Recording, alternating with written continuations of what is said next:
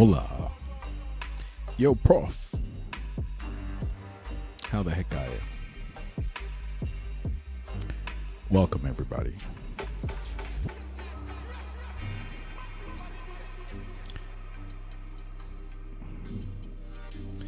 We're going to watch or analyze Pete Hegseth. Pete Hegseth's Senate hearing. Yo, Clint, how are you? Vil Morga, hello. Come on in, everybody. Settle. Yo, baby walk. Melatonin, how are you?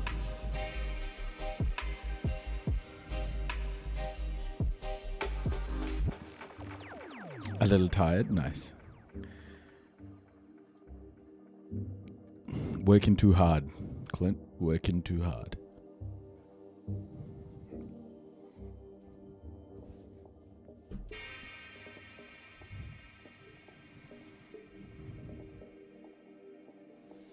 The War President's Crusade, boy. Yeah. Oh, Pete. This bloke.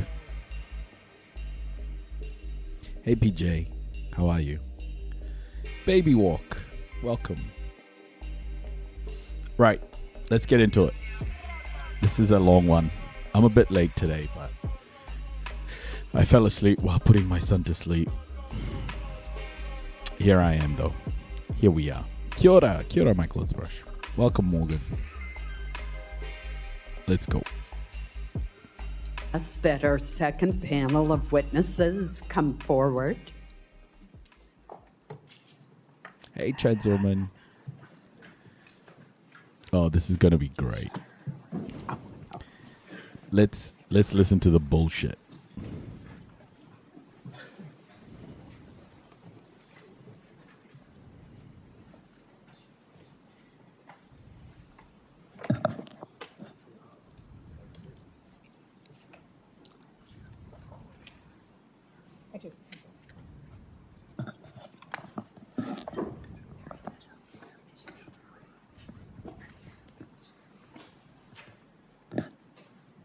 Here they come, folks. Here they come. Here come the war criminals. Well, leave it to our military witness to be on time. Aw, thank you, Chadswoman. Dingifer, hello.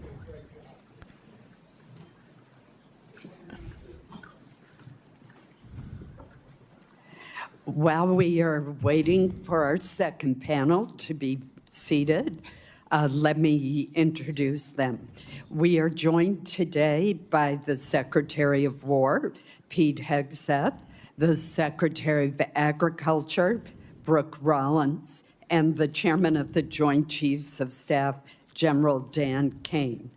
These administration officials represent the largest components of the administration's request, and we welcome them to the committee today. Secretary Hegseth, we will begin with your testimony. Please proceed. Well, Chair Collins. Are you guys ready for the BS? Let's go. Woo! We're gonna get some BS. Oh, crap. What? Why? I got it. What? Excuse him, what? No. This just won't do, bro. This just won't do, bro. Hold the damn phone. I can't do the live without this. I can't do the live without this. What? What? No.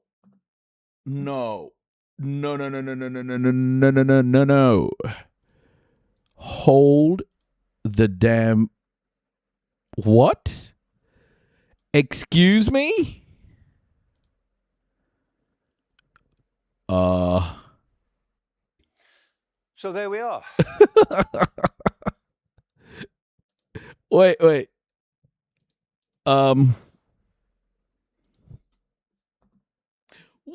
What? Why? I have opened TikTok Live Studio.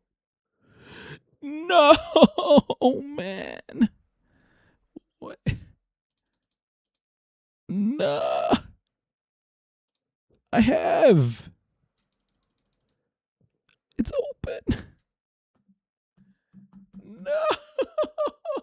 Okay, we only have these sounds.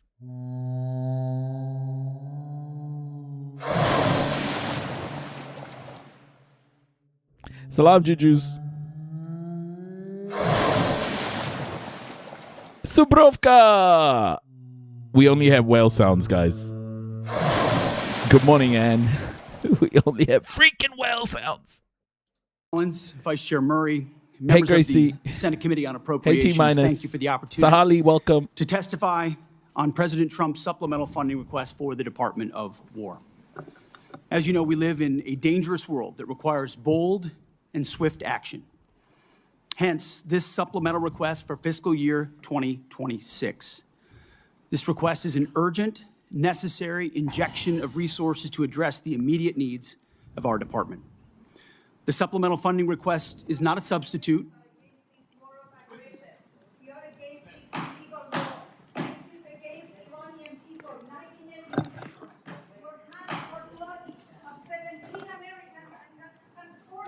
The witness will suspend until order is restored Yeah, get him, folks, get him. in the committee room. I know that individuals feel very passionately, but we must have order in the hearing room so that we can proceed. We're now going to move forward with our hearing, and Secretary Hegseth, please proceed. Thank you.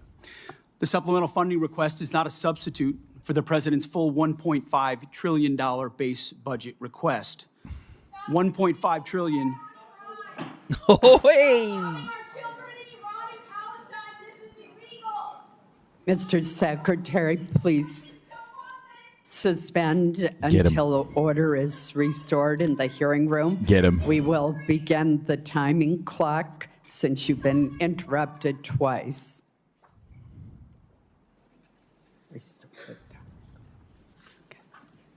Thank you. Please proceed. $1.5 trillion is what the president seeks and what we need to defend the country. The members of this committee understand better than most that long-term strategic dominance cannot be funded through one-off supplementals.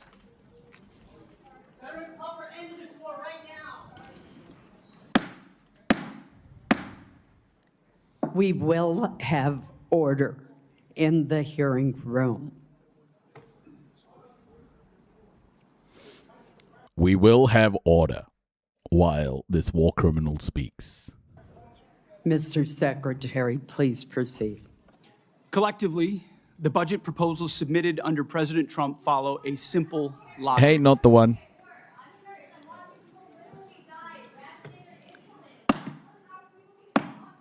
I would ask that Look at these people with gavels, bro. Who gave them power? No one's attacking the U.S. directly. Yeah. Capitol Police, whose professionalism I admire, remove those who are seeking to disrupt the hearing.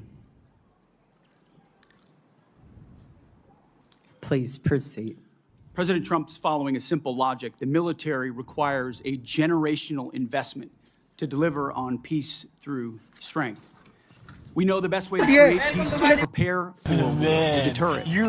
And that's exactly what the Department of War is doing, building a force so capable that it would be absurd for anyone to challenge it. As the direct result of neglected priorities and gross negligence that ignored threats left over from the previous administration, President Trump inherited a set of global and domestic crises, deferred maintenance almost across the board. Instead of steering the ship through gathering storms, former leaders let our military languish through social experiments and globalist appeasement. Sheer weakness. Man, these words have been so, bastardized. The words like globalists and they're just a Marxist, and they've been weaponized in such a terrible, terrible way.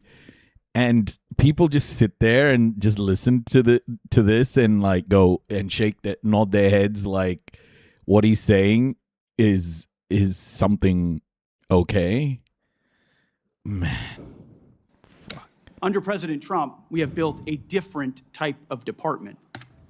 The Pentagon is no longer run by bureaucrats. Instead, it's led by combat-tested veterans and world-class business leaders who are running the department like a business.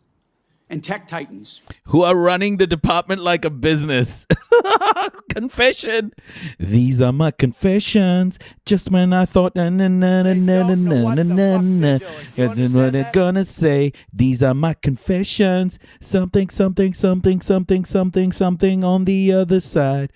My confessions. Who are bringing lethal innovation to the battlefield. We're also at a different moment, and we cannot afford inaction. If we don't make critical investments right now in tech, in compute, in AI, in autonomy, in space, our adversaries who are already making these types of investments could outpace us. Without these funds, we face critical shortfalls that threaten our ability to also simply pay our service members, rapidly replenish equipment and munitions, and sustain vital operations without disruption. This supplemental request is detected. Sharing is caring. You shared. You cared. T-minus. T-minus. More. Thank you so much for the gifted sub, T-minus. More, but welcome. I'm saying welcome more, but you're like part of the crew. Juju's, I wish I could woo along with you, but our son is asleep, so I can't. serves two purposes.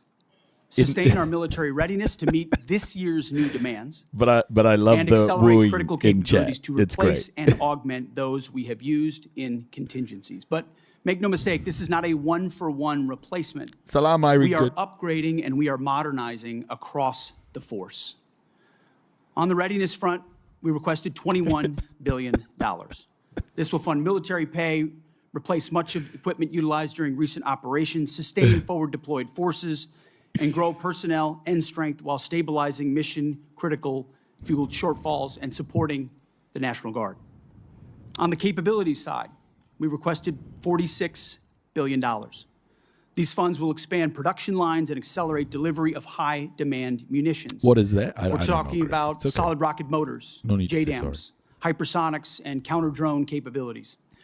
Additionally, we will use this investment to secure digital and space dominance, including... We are going to... Excuse-moi. As the French would say. We are going digital. We are going to build an app. Hype train detected. We are chugging. Let's keep this momentum going. Let's go. Oh, shit. I scared myself. Yeah, digital. We're going digital, everybody. We're going digital, okay? We're going digital. We're gonna build an app, and we're going on the line. We're going digital on the line, and we're going on the line with the digital, and it's going to be so fast and on the line. Okay? You with me? Resilient satellite networks. Department leadership recognizes that appropriating those funds is just the first step. Once funds are appropriated, or apportioned, to the department, we need to promptly execute on them, and that's why we're requesting targeted legislative authorities, like transfer authority, to prioritize our greatest needs and opportunities, multi-year procurement for weapon systems, revolutionizing the speed and scale of munitions procurement, and New START authorities. Rest assured that every dollar appropriated to the Department of War will be focused on building the lethality of our joint force and reinforcing peace through strength. You're right, Matt. As I have said before, Peter Porker, welcome. Fully Thank you. What a great name.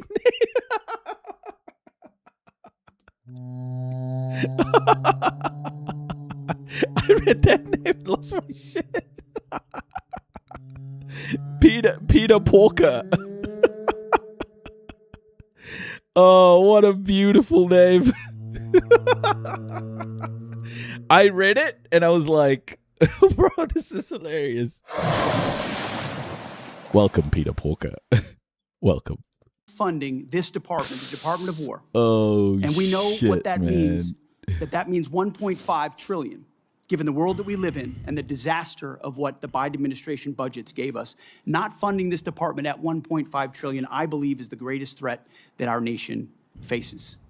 Either we invest in our warriors at this moment of step change on the battlefield and growing threats. All I have on the soundboard today are whale noises and Cletus, so I can't do Cletus, so it's only whale noises today. Or this is all just talk. I look forward to working with this committee to secure those funds so that our warfighters can continue to do their work every day to keep our great republic safe. Thank you very much. Thank you, Mr. Secretary. General Kane. Chair Collins, Vice Chair Murray, distinguished I members want to be a good boy. of this By the way, the blowhole sounds, they are not part of the whale. Like, it's a separate sound, so I have to press it every time I want that sound to happen. So this is the whale sound, and then I have to press the blow.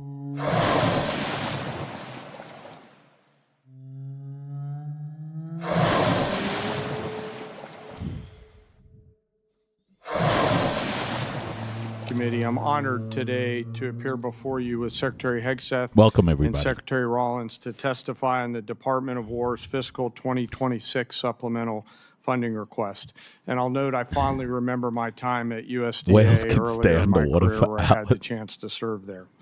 I'm also joined today by my senior enlisted advisor, SEAC Dave Isom. As always, I'm deeply Didn't Pete's mom have to write a letter telling him to stop assaulting women? Something like that. I don't know what it was. But yeah, his mom wrote a scathing letter. I want to hit the loo now after that sound. Let me do it again.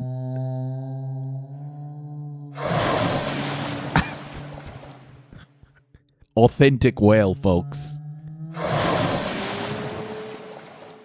grateful for this committee's continued partnership and support for our common defense. I'd like to begin by expressing my deep convicts. condolences and that of the Yeah, Joint it's been Chiefs of ages. Staff and the SEAC for the fallen from this past weekend and their families. Today, we remember First Lieutenant Tyler Feehan, Sergeant Michael Swinton, and Private Isabel Gonzalez, and note that the names of our last fallen will be released when we can. I'm humbled daily by the profound commitment of the incredible 2.8 million Americans. Are any of these guys going to end up in jail? Because, I mean, they are war criminals, right? Americans just like these names that I've just mentioned, who make up our joint force and serve our nation every day.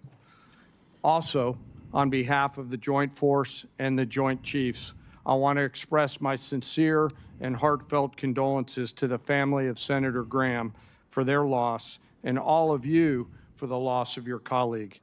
The Joint Force remains grateful for his 44 years of service, both in and out of uniform. Oh yeah, convicts. Zoran's video message. Eh? Did you all see Zoran's video message? What did you think about it? And I'm gonna play it now. Zoran Mamdani, why are you so beautiful? Hold on. Benjamin Netanyahu is a war criminal, the architect of a horrific genocide against the Palestinian people. He is responsible for the killing of more than 73,000 people, for the maiming of tens of thousands of children as those who survive undergo amputation without anesthesia, for the targeting of neonatal hospitals and maternity care centers, denying newborns even the chance to live, for the countless people he starved as he blocked food and humanitarian aid from Morning, Steve. Kia ora. for the gunning down of hundreds of aid workers and journalists. And just last month, the UN confirmed that Palestinian children continue to be deliberately targeted and killed by Israeli armed forces, more than 8 months after the so-called ceasefire. The list goes on and on, all as we, as Americans, pay for the bombs that do the killing. There is a reason the International Criminal Court issued a warrant for his arrest. As human beings, we have spent generations building a shared understanding that there are crimes so grave they offend all of humanity. Ma'am, daddy. Anyone, with their eyes, with their heart, with their conscience, should recognize the devastation he has wrought and understand that he belongs before a court of law. As I've said, I agree with the ICC that Benjamin Netanyahu should be arrested and tried for his crimes, as I do for anyone else charged by the ICC. My administration has reviewed every avenue available under applicable law to determine whether New York City could execute the International Criminal Court's arrest warrant if Benjamin Netanyahu came here. It is clear that we do not have the independent legal authority to enforce this warrant. The federal government, however, does, and I call on them to join the ICC and execute this warrant. And I want to be equally clear. Benjamin Netanyahu is not welcome in New York City, nor is any other war criminal at large. While we cannot end the genocide on our own, we can decide whether our silence will become another weapon, and we can examine every tool we have to defend the humanity and dignity of all people. That is my commitment to you. Every tool we have, we must exercise, we must use every tool we have at our disposal. Everything. Our privilege should be used to help people going through these atrocities. And yeah, I mean, it's a nice message. It's a nice message. But, you know, I just want to see Netanyahu minimum, like, behind bars, or at least being held to account at The Hague. That guy, minimum, you know? There is no doubt he made a difference to the safety and security of our nation. On July 22nd, It was good, 1940, DJ Holes. General George C. Marshall said, and I quote, "For almost 20 years, we had all of..." Wait, Zoran for governor after he uses his mayor's term? So what's the difference between... So who's the governor now? Is it that Kathy Hochul lady is the governor? Does the governor have more power than the mayor? the time and almost none of the money. Today, we have all of the money and no time. His words resonate powerfully with me today as we find ourselves in a somewhat similar situation. I've come to you today to request the necessary funds while in the window of opportunity, while time is still on our side. I hope Mamdani does it anyway. I thought it was kind of like a, hey, New Yorkers, if you feel the need to do a if you feel the need to do a citizen's arrest, go ahead. It's kind of what I got from it, but we'll see. The United States of America faces a global list of military challenges in the Middle East, in Europe, in the Pacific, Governor both has more power, nuclear I see. and non-nuclear challenges, and the continued threat of terrorism. We find ourselves Excalibur, I living see. and leading in complex and dynamic times. Our adversaries Doug. are aligning in their interests, creating simultaneous challenges across multiple domains. They are sharing intelligence, combat capabilities, and technology that is accelerating the speed of war. It is an imperative that Americans understand that the character of war is changing. Advances in technology are fundamentally and irreversibly changing the way we fight, which necessitates capital to properly arm America's military. Rapid advancements in AI, autonomous systems, deliver critical technological advantages to our national defense. And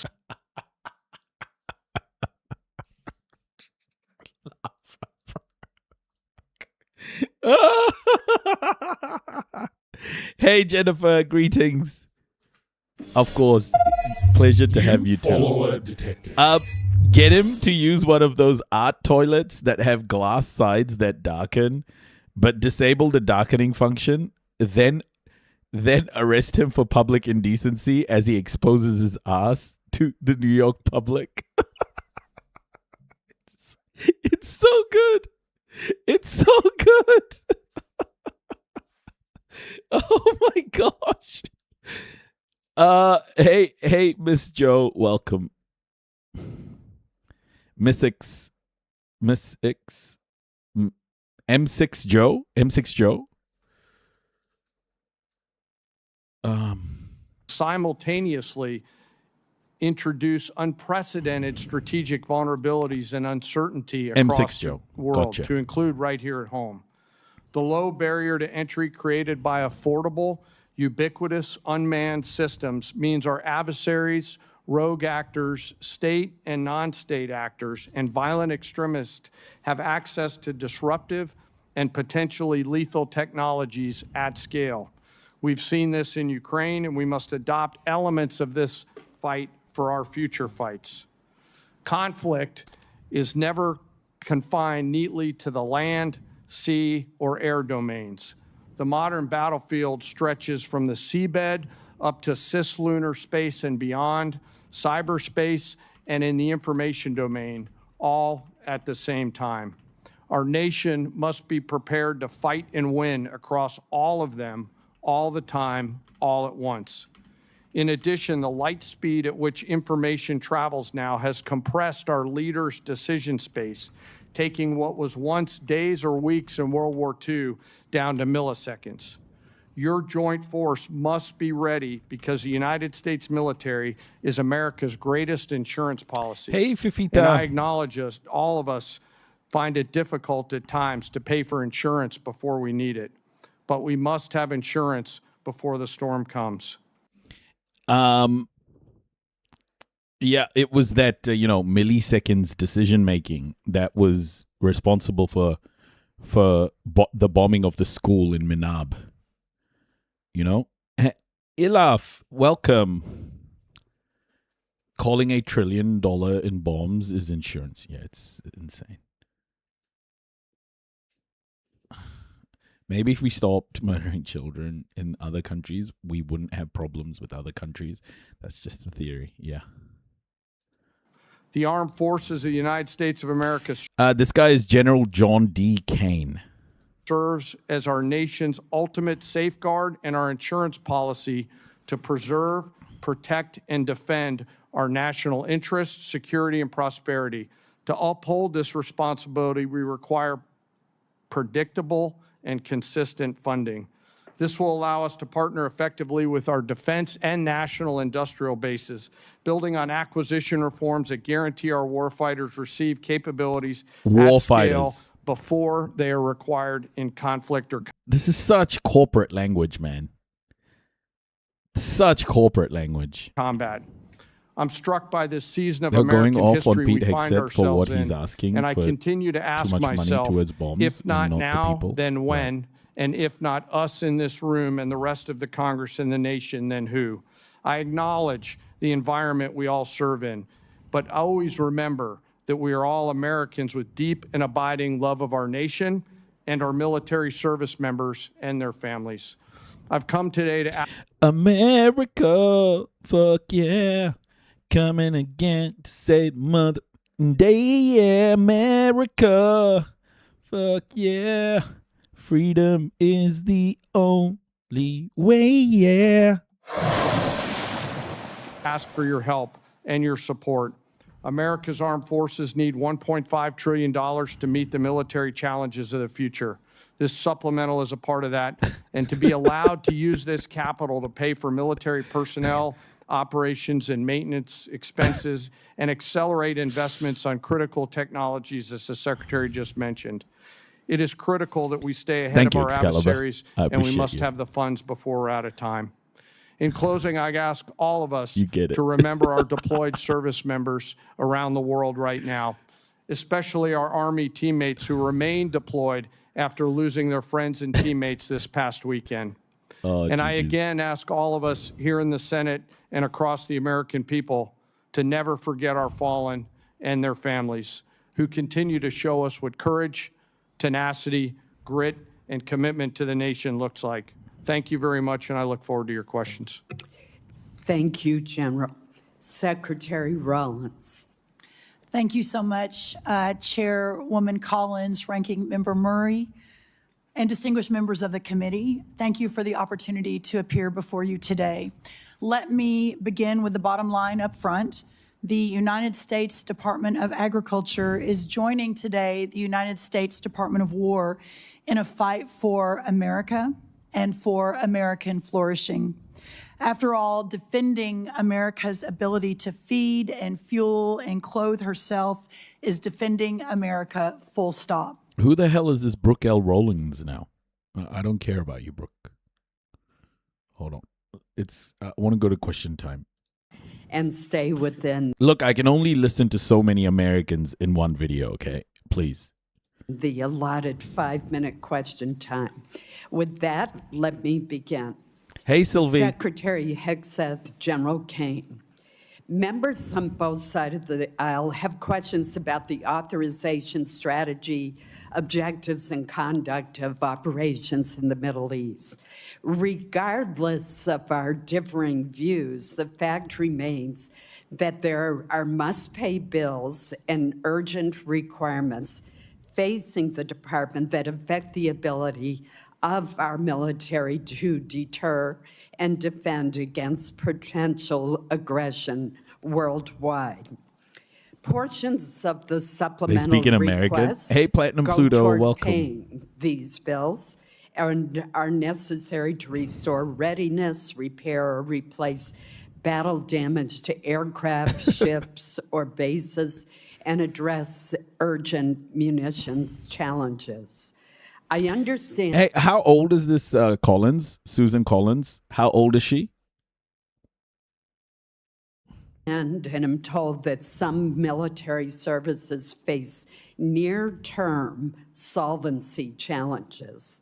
What will be the impact on our 67? Oh, 67's not old.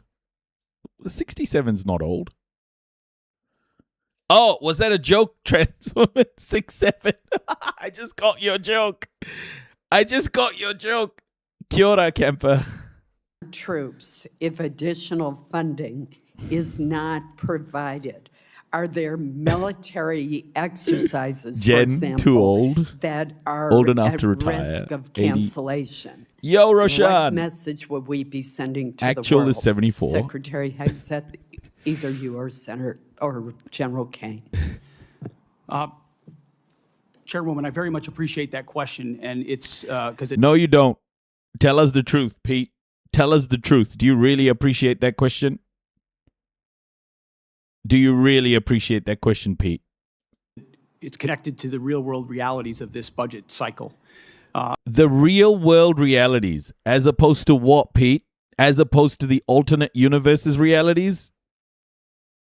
Quantum reality? What's the real world reality, Pete? I'm going to rip this guy. I'm sorry, but his hair looked like it's coated in alcohol. There is training right now and training in the future that would have to be curtailed if we do not get our budget needs met and met urgently. And yes, some of that has to Hey, do with Eric. the current budget cycle and how things come together. But we are a department that for 4 years met funding shortfalls under the previous administration. It was not a priority to fund the Department of Defense under Joe Biden. It also took the munitions and a lot of there were 5 supplementals out of this committee that took munitions one for one and sent them to Ukraine and had tried to replace them with the same bureaucratic process that was too slow and didn't replace them in real time. And then there were threats that were ignored around the world. So you're looking at a lot of negligence and a lot of deferred maintenance that this department is having to catch up on. And so that's why I call this a generational investment. It truly is. This is Generational investment. Okay, Pete reminds me of my racist grandpappy. Always brutal creamed the F out of his hair and wore a steel comb in his pulled up braided socks. And yep, he wore effing shorts. $1.5 trillion budget, with this supplemental being part of it, is how we catch up and get ahead and ensure in the process we're putting soldiers and sailors and airmen first, Marines first, Guardians, that We're putting soldiers first, seamen first, airmen first, and then we're going to bring the seamen back, and then we're going to go put the seamen with the airmen, and then we're going to put the seamen on the airmen with the soldiers. their pay increases, that the end strength increases that have gone up because recruiting is at historic levels are fully funded. So rather than trying to play catch up and make sure we're not losing training, we should be ahead of that curve. And that's where we think 1.5 trillion can get us. Thank you. Senator Kane. Do you know how much semen 1.5 trillion can get us, lady Collins? Do you have any idea how much semen 1.5 trillion can get us? Senator, I keep calling you Senator. General Kane, I'm going to ask you to respond for the record because in my remaining time, I do want to ask Secretary Rollins a question.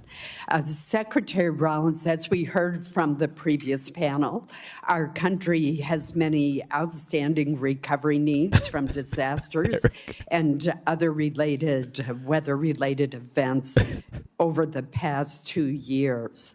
Trillions. As this chart Trillions. shows, and this is a chart from your department, many have unmet weather-related agricultural losses. In Maine, many of our producers are struggling amid a combination of market volatility. Oh, they're cooking him on the economy. They're cooking him on the economy. I love this.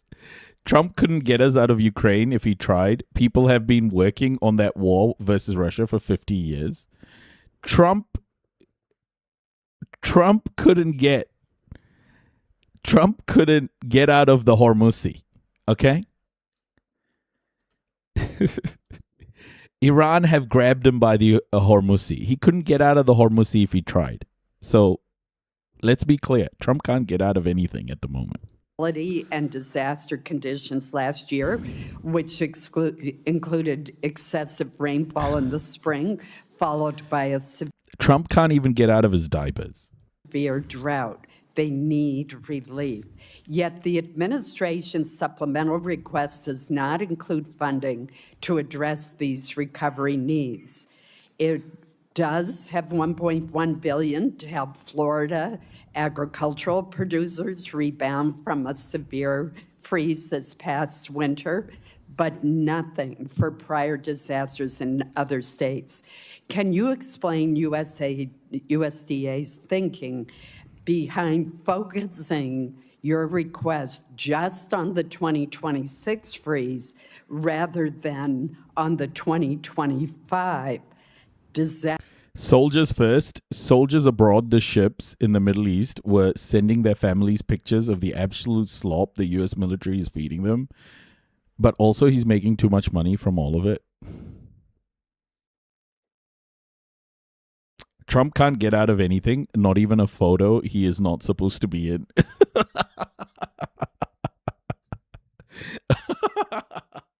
Oh my gosh. What else can't Trump get out of, chat? What else can't Trump get out of? Disaster declarations that you made. Yes, Senator, thank you for that question. Okay, Brooke. Obviously, the discussions that went Brooke, you're obviously the third wheel here. Let's just listen to questions for Pete. I don't want to listen to you, Brooke. Guys, I'm not being a misogynist, okay? Please don't call me a misogynist. It's just so much fucking American sounds I can take at one time. Once it gets over 3, I'm overwhelmed.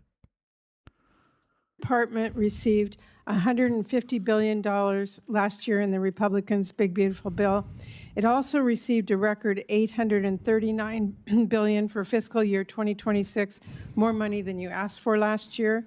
Combined, that is a $1 trillion budget for the year, and as I already mentioned, your department has yet to spend half of the reconciliation funds. And despite that, you are here today asking for tens of billions of dollars more for things that you've... Trump can't get out of the couch Vance gave him for Christmas.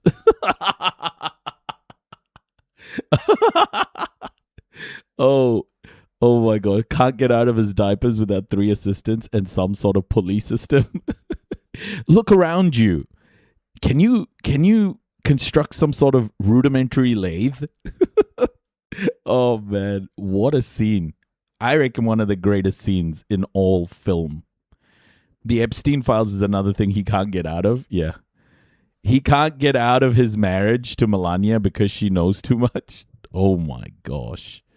This is getting heavy.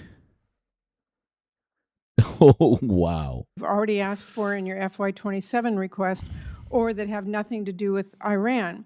This administration has tried to sell this as an emergency request, but it may be better understood as an attempt to skirt the normal appropriations process. Here are just a few of the things requested in this Iran supplemental. Bro, how hard is it for Americans to say Iran? Okay, it's Iran, not Iran. It's also not Qatar. Okay, like just learn how to say things. $800 million for the National Guard to patrol D.C. even longer. Over $1 billion for the Army to patrol the southern border, which is DHS's job. $900 million to support the administration's illegal boat strikes in the Caribbean. Over $18 billion for munitions, which you've already requested in your FY27 budget request. And $1.7 billion to pay for your decision to recruit more people than the services need, which was not contemplated. Air Force One is now called the Panda Express because he's orange.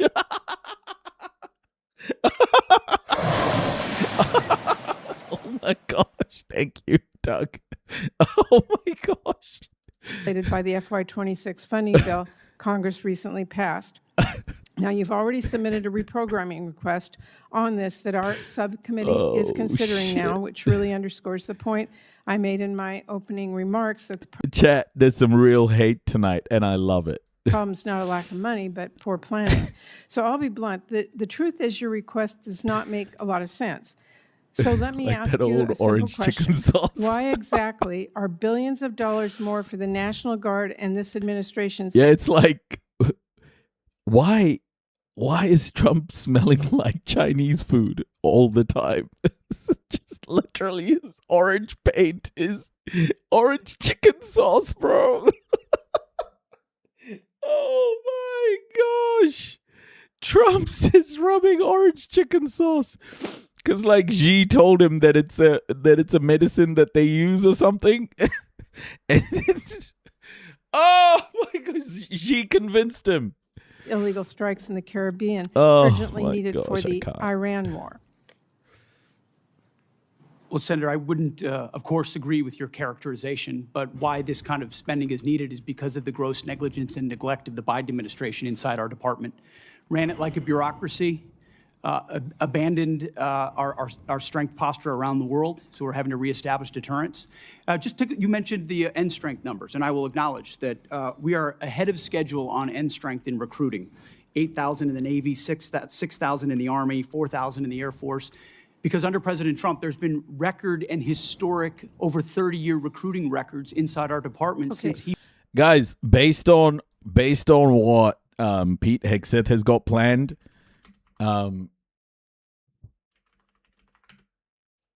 this is what American soldiers are going to be doing, okay?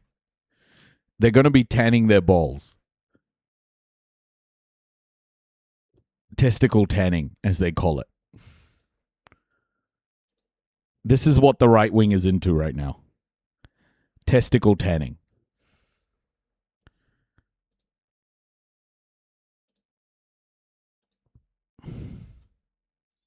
Yeah, Tucker Carlson's into this. Testicle tanning. Apparently, it ups your testosterone. It's got two things, guys. It's got two things. It does two things. Ups your testosterone and gives you skin cancer. And gives you ball cancer. So, you know.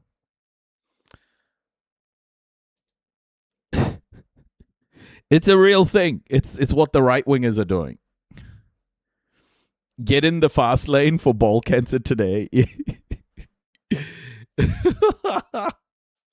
It has two things, left and right. UV straight to the balls. Know what? This feels like a problem that solves itself.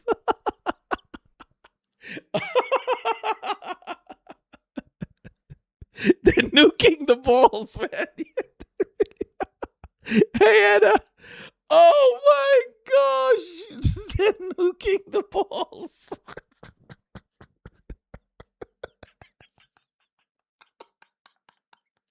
Ah, I love you, chat. I love you, chat. They're nuking the balls is crazy. Oh, fuck, bro. I don't deserve you guys. I don't deserve any of you. Knob nuke. Yeah.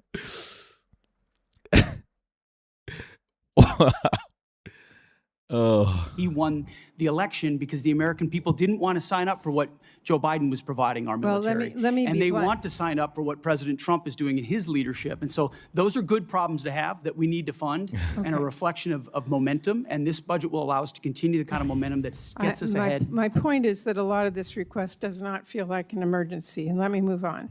Secretary Hegseth, like most Americans, I've had a lot of trouble following this administration's contradictory statements about the war. On April 8th, you said, and I quote, Sometimes cancer boosts testosterone. I feel like that's fake news. missile program is functionally destroyed, launchers, production facilities, and existing stockpiles depleted and decimated and almost completely ineffective. Mr. Secretary, Iran has been firing at U.S. military bases in the region and its ships for the last week. How is it possible, if their capabilities were, quote, functionally destroyed 3 months earlier, as she claimed, for them to be doing this now? Well, Senator, Iran is at the weakest. It's masterful. How did the white supremacists sterilize themselves? Well, son, pull up a chair and I'll tell you a story. They all microwave their nuts. Point militarily it has ever been in the past decade. Certainly, maybe in 47 years, as they've gathered effectively a terror army. And that terror army was built to try to create conventional capabilities to defend against a pursuit of nuclear weapons, which meant thousands of ballistic missiles, many of which we have destroyed, others of which they have put inside facilities and hidden in underground facilities. And that's what terror regimes would do. So I acknowledge they still have capabilities, no doubt. But the amount of damage that we've done to them over the course of these series of operations has put. Wait, they still have capabilities? Iran still has capabilities? Guys, I thought they destroyed everything. I thought they destroyed the whole army. I thought they Chernobyls. Kairos.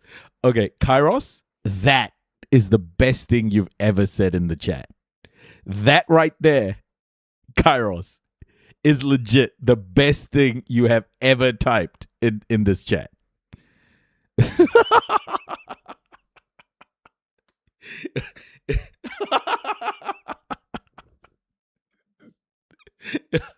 Oh my gosh, I love you guys so much, man.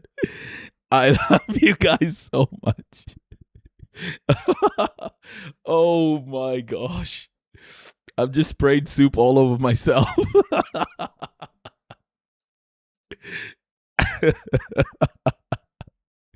Fuck, dude. That was brilliant. That was genius. Them in the worst place they've ever been. Okay, well, let me move on. On May 5th, you claimed that Iran doesn't control the strait, and you said that there was a, quote, powerful red, white, and blue dome over the strait. If that was true, how did Iran shrink ship traffic in the strait to a trickle again last week? We pushed almost, I believe, between 400 and 500 million barrels of oil under the nose of Iran over the course of Project Freedom, which went underground, which I acknowledged after we did so covertly because it was more effective to do so quietly than to do so publicly. So we've been in control of moving traffic through there for quite some time. Will they retain the ability to recklessly shoot at commercial shipping? And that's what happened. We had a ceasefire, and then they shot at commercial shipping well, you recklessly also as a state. said at That's that what changed same press conference, and I'm going to quote you, you urged Iran to, quote, get you, let Mayo. innocent ships pass freely. These international waters belong to all nations, not to Iran to tax, toll, or control. Last week, President Trump said the U.S. would charge a 20% toll to each ship to pass through the state. So based on your opposition to tolls, did you talk to the president out of that idea, or did someone else? Iran's not charging tolls, and they're shooting at ships right now. But Trump said that he wanted to charge a 20% toll. Oh, he's getting so cooked. I love it. Cook his anus. We have a blockade right now of all Iranian ships and Iranian ports, Can answer and the question. it's effective. My time is out. Senator Murkowski. Thank you, Madam Chairman, and thank you all for being here. Challenging times, I think we all recognize that. Secretary Hegseth, I want to ask, just specific to Iran authorization. For fuck's sakes, just Iran, bro. Iran. Not Iran, Iran. And the administration has made the case that the action in Iran falls under the president's Article 2 authorities.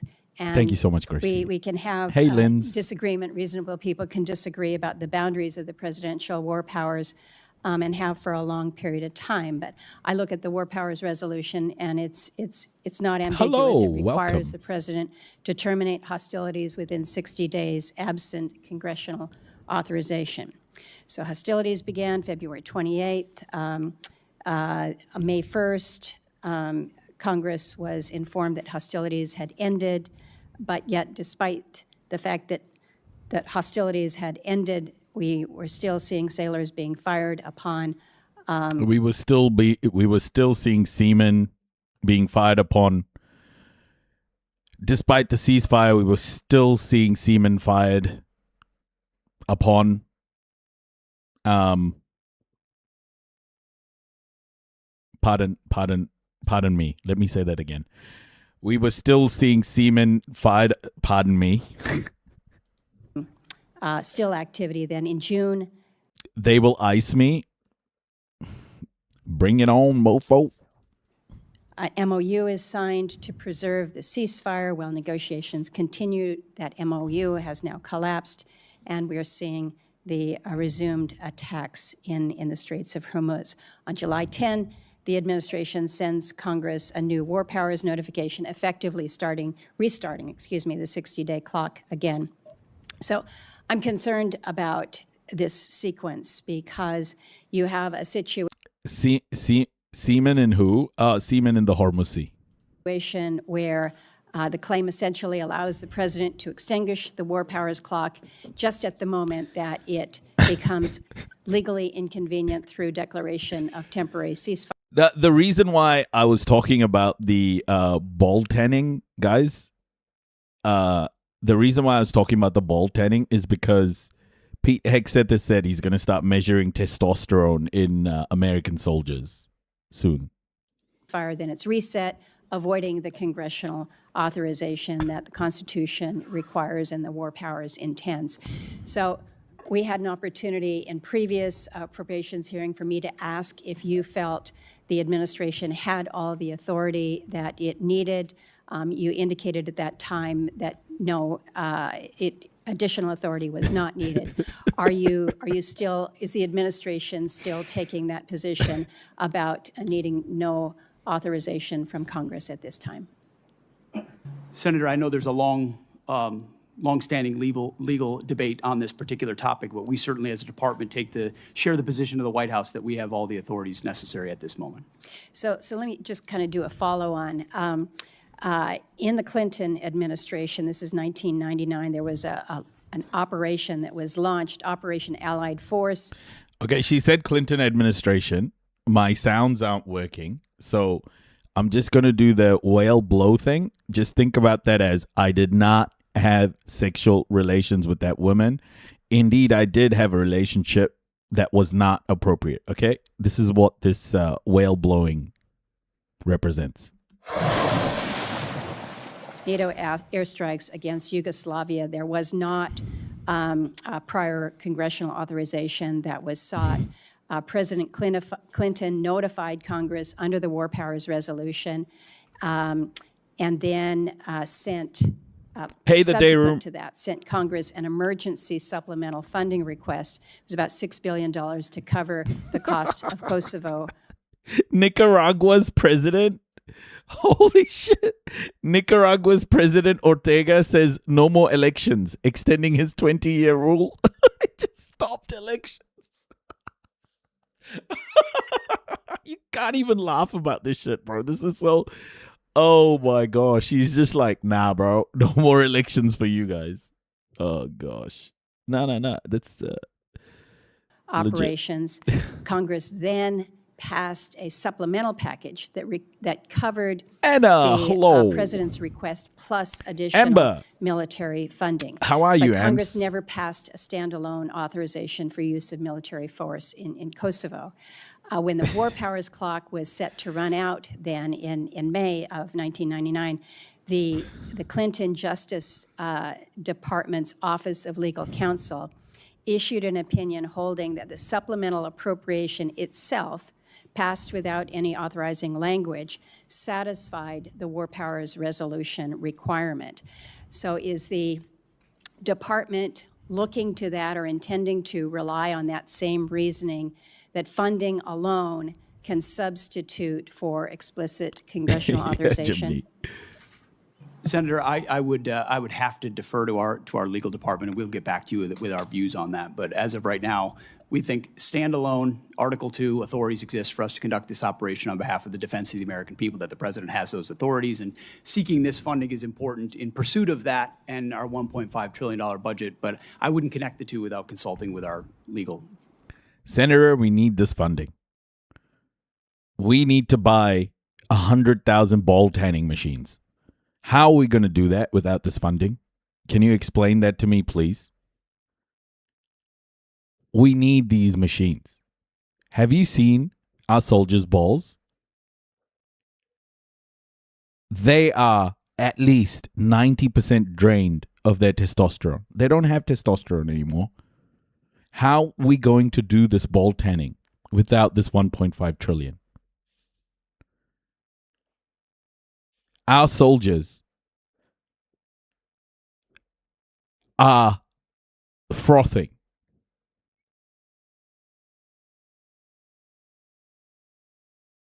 Okay? We need the ball tanning machines, Senator.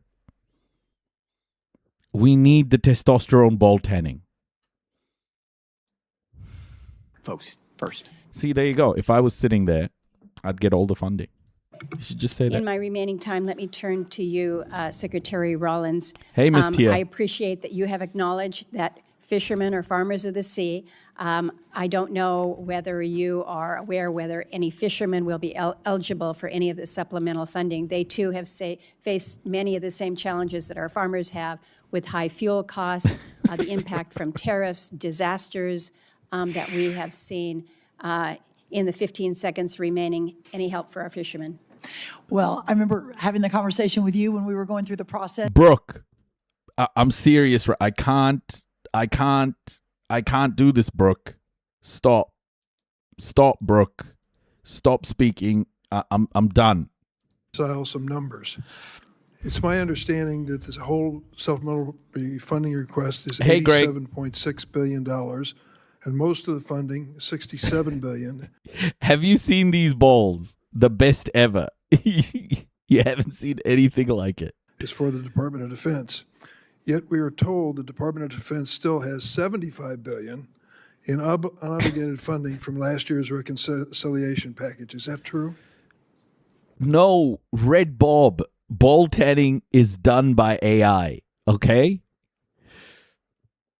Do you guys think there will be boots on the ground soon on Karg Island? Who knows? The day room. I think there's escalation. I think we're back into an escalation cycle, but who knows, honestly? Roughly correct numbers, yes. So you've left some change on the dresser before you prepared to come for this hearing. What's going to happen to that $75 billion? Well, that 75 is, there's plans and designs on that, part of the rebuild of our military, which had to be undertaken. And so the One Big Beautiful Bill gave us specific avenues. I'd have to get you the exact numbers of what that is left to be allocated. Does it have to do with the war in Iran? No, this is rebuilding our military from what was not funded in the past under the Biden administration. So this is from 2026, One Big Beautiful Bill, which helped move the president's priorities like Golden Dome for America, move away from all the woke priorities of what the Biden administration was pursuing. Sir, have you seen the balls? Have you seen the balls? Have you seen these balls?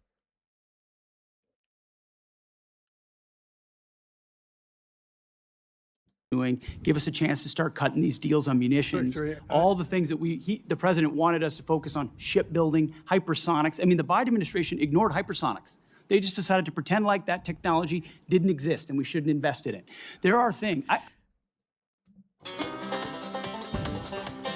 Okay, I can't do this. I'll get banned on TikTok. I can't do it. I don't know what Lloyd Austin did for 4 years. I really don't. Well, sure the amount of neglect, the amount of stale thinking and bureaucracy, it was staggering when we took over. So one big, beautiful bill gave us a chance. Let me interrupt your speech for a minute, Mr. Secretary. It's my turn to ask questions. God dang it, you stop that. You stop that right now.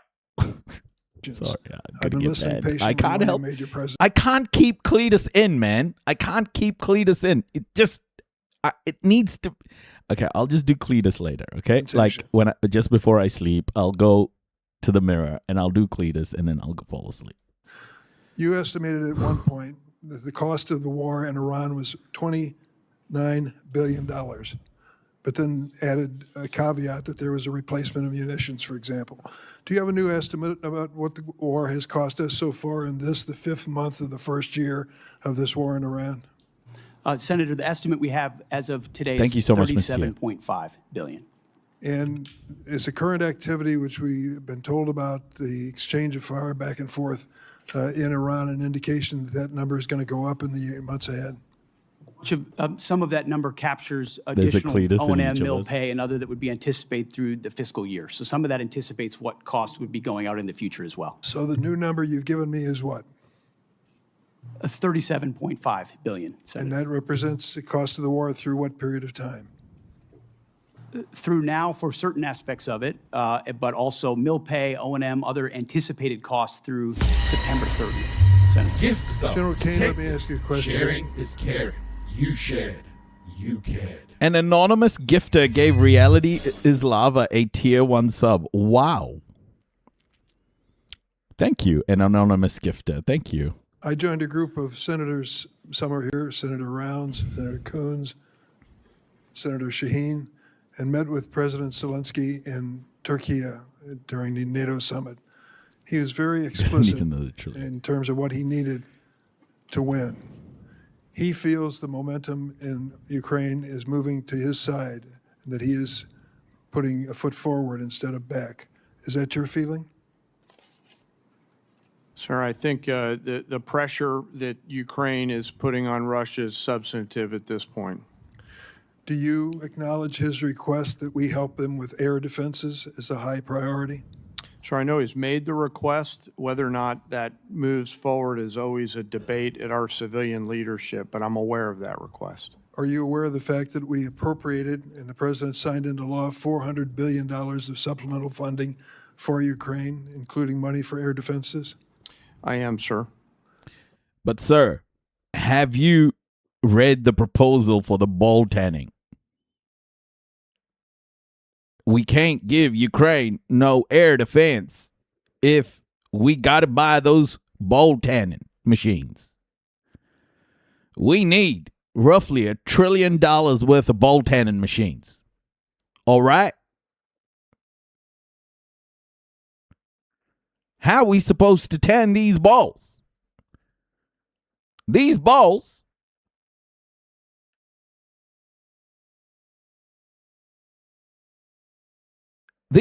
need tanning. Look at this one. Are you also aware the administration has informed us that that money will not be available in many aspects until the next president is in office? Sure, I'm not aware of that. My understanding, was that capital had been allocated, but I'll have to defer to my civilian leadership. No, I'm sorry to tell you the pay plan tells us to be prepared to spend that money in fiscal year 29. The new president, whoever it may be, will make that decision. Oh, my goodness. If you're talking about air defenses and the momentum on the side of Zelensky, what impact will it have if we cannot fund this for 3 years? Sure, I want to highlight that the incredible work that the Ukraine industrial base is doing is they scale their own capabilities. It ranges from their surface-to-air capabilities to their air-to-air capabilities. I'll note that recently we had the first air-to-air kill where a Ukrainian F-16 shot down a Russian fighter. So I think their ability to scale their layered defense has come along a long way over the past couple years with the help and assistance of many. General, thank you for your service to the country, and I'm sorry for our losses. I believe 17 servicemen have given their lives in Iran so far, and hundreds have been injured. We should acknowledge that fact. And let me also say, we're at a moment in history where we can win the war in Ukraine. That victory would be critically important for those people who have fought for more than 4 years against the odds and proven they can put Putin back on his heels. But instead of finding the money that they need now for air defenses, we're putting more money into this exchange with Iran, a war of choice which we never should have entered. Thank you, General.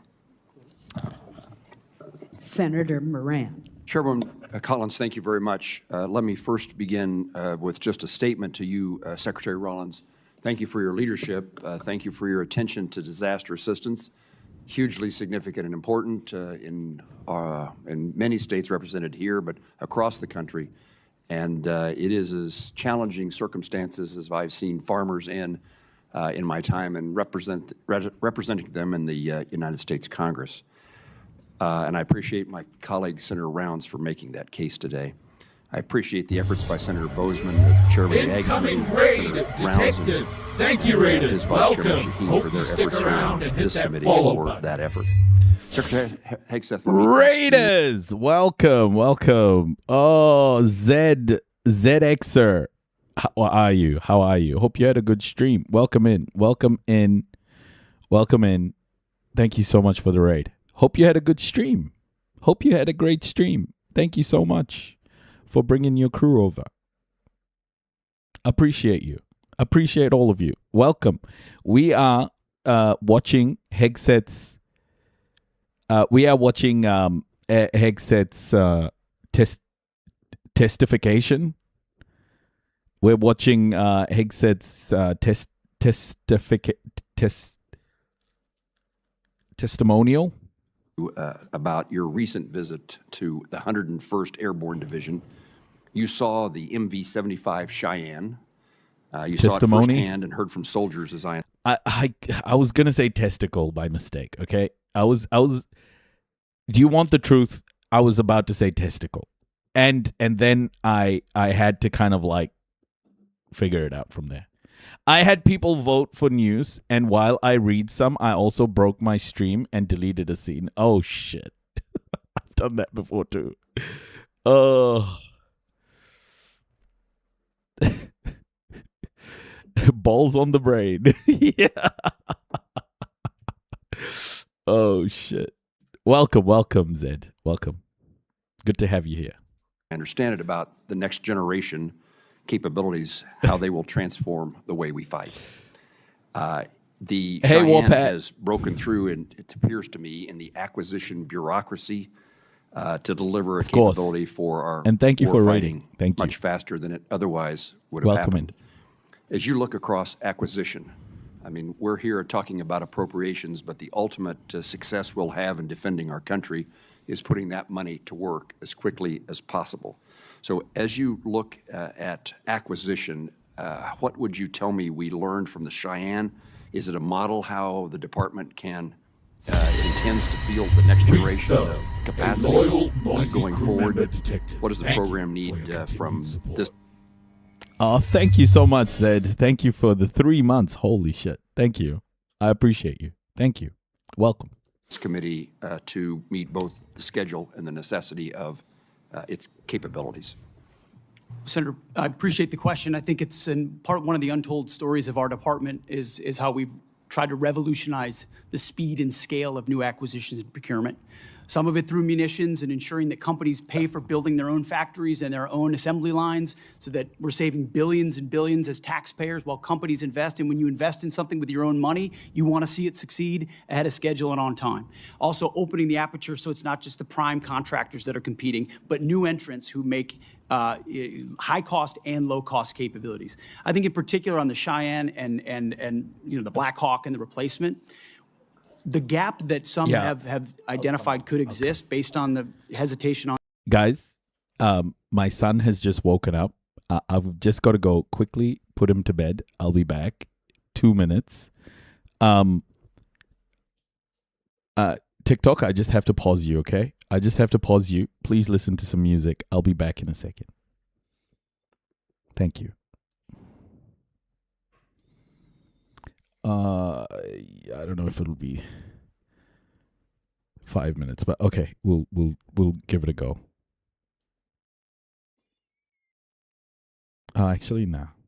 I'll just play this. On speed Hold and on. replacement I'll be back. exists because of an austerity mindset, again, that goes back to the Biden administration of divest to invest.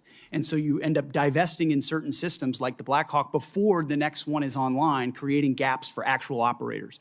And what we're funding in this supplemental and across this budget is the ability to do both. Make sure the systems we rely on the battlefield right now are delivered, and that newer entrants that we're going to need for long-range fight to deliver, to be more survivable in contested environments, which you're talking about. When I had a chance to see it, the soldiers were proud to be in it because they felt like it would give them greater advantage in the future. We need to accelerate the timelines of those and deliver them even more quickly. And when you allow new entrants with all the right incentives, those things happen, and it's happening in that program. Will that take place, I think you may have just said this, but will take place in this circumstance of the Cheyenne? I believe in this administration, because of the policies of this administration, it is likely to do so. Just like the B-21, just like the F-47, just like so many other of our exquisite munitions that otherwise would have taken years and years to even get into development. We're moving those things left by, in some cases, years, so that we get them in the hands of warfighters who would need them right now and not held up in bureaucracy in this town. Thank you, sir. Let me turn to you, General Kane. The department is requesting a significant supplemental to address the ongoing operational demands. Our adversaries are watching how we resource this moment. Beijing, Moscow, Tehran are all increasingly coordinating their activities and intelligence. In your judgment, do you believe our adversaries view this moment as an opportunity to exploit U.S. commitments elsewhere? And how does this supplemental ensure our deterrence posture and our commitments to allies remain credible in every theater all at once? Well, sir, thanks for the question. In my job, it's to look across the globe and look at the range of trade-offs out there. We are the strongest military in the world. Our adversaries still fear America's ability to project power at the time and place of our choosing. There is no doubt that they are aligning, as I've said before. And I think this supplemental and whatever funding structure the Congress, working with the executive branch, decides to structure and give us the capital, we'll use that capital to ensure that we sustain that, sir. You're assuring us that this supplemental and further efforts will reduce the risks to our nation and its national securities issues. Yes, sir.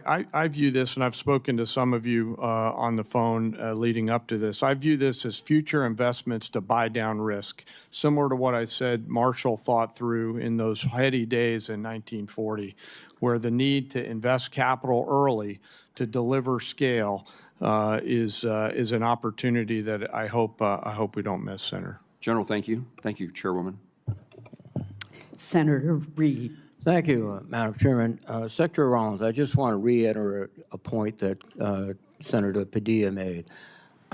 We have $10 billion in this request for Midwestern farmers who are suffering because of the interruption of fuel and fertilizers because of the President Trump's war, unauthorized war.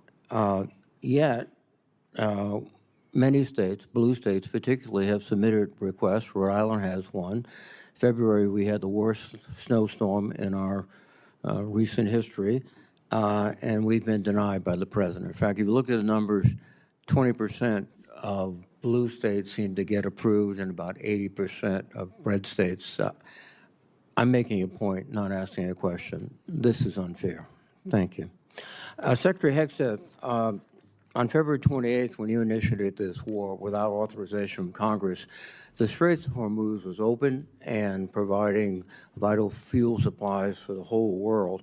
Now they're closed effectively, impacting globally the price of oil and the economies of the whole world. But the Department of Defense has been planning for potential operations against Iran for many, many years, and one of their obvious...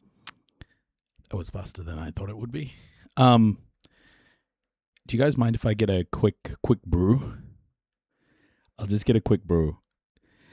The dog is also sprawled out on the ground.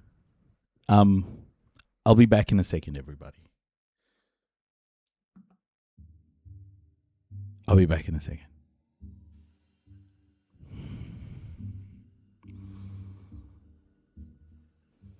We'll keep ourselves entertained. Throwables, thank you.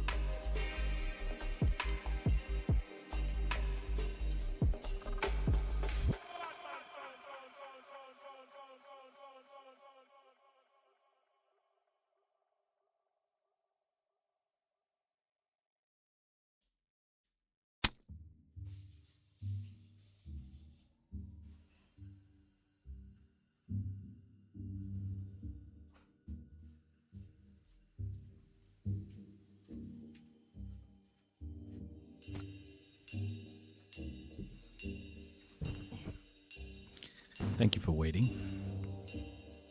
I'm so sorry. Let's go. Assumptions was that the Strait of Hormuz could be closed.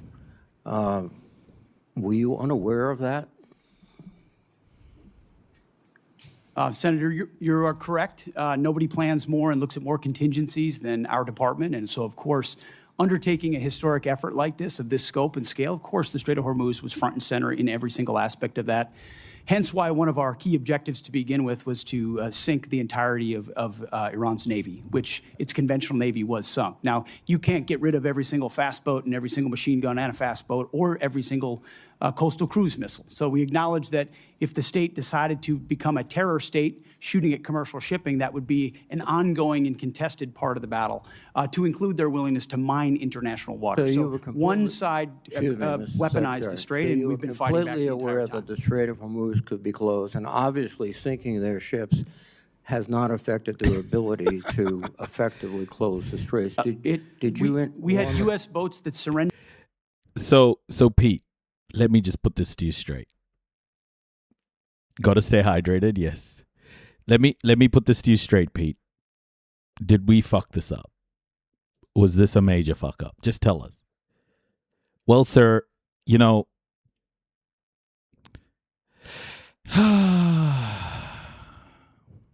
to Iranian ships under the Biden administration. So their Navy was effective in expeditionary ways. We're talking about a war you started, not a situation in which oil was flowing freely. There was no conflict. We weren't losing personnel as a result of Iranian actions. So your fallback to the Biden administration is just anticlimax. Just a very, very. I have to be careful, convicts, because TikTok is like on my buttocks right now. Like, I'm even afraid to say buttocks. You know, it will get me. Obvious excuse for what I think is probably, as you described so often, gross negligence. You did not fully inform the president that you would be in a situation where the Strait of Hormuz could be effectively closed, oil prices could surge, and effectively the Iranians could maintain their ability to strike back as they are right now. They just killed some of our servicemen last weekend.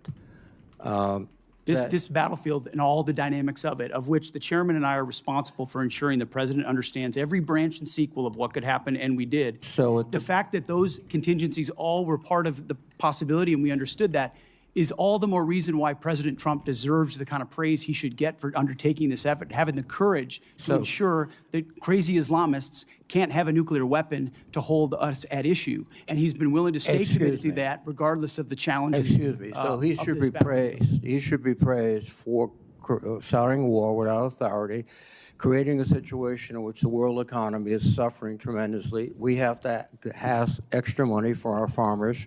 And we have no outcome, at least no realistic outcome in sight yet. Let me switch to General Kane. General Kane, these airstrikes have not yet deterred and defeated the Iranians. Do you think airstrikes alone will do that?